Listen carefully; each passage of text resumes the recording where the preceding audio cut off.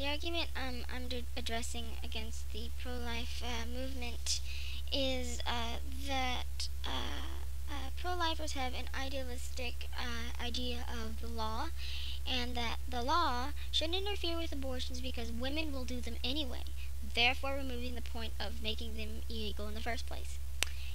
And in addition to that, they will be unsafe.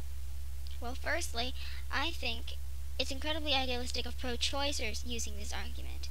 When has a law ever been 100% effective?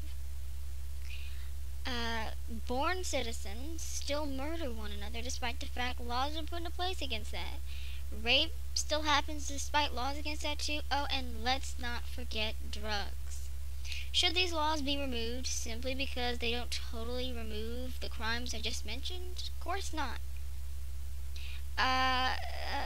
Law doesn't work with a black and white premise that it is going to totally remove crime. It works pragmatically in everyday life with the idea that while crime will not be totally removed from our society, it will be reduced. And why is that?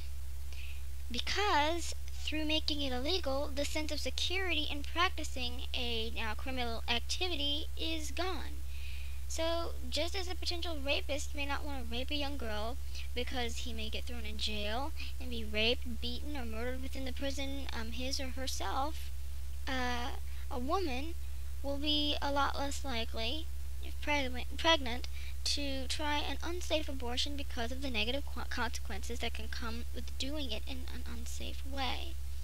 She may find it unlikely that a police officer notices what she's doing and hauls her into jail for the rest of her life. She may find it unlikely that she would therefore get executed. But, excuse me, but by putting pressure on the doctors, the risk is to your own life directly. I mean, by removing the security, that's how all laws work. We don't say, oh, you know what? Drugs are legal now because we can't stop people from using drugs.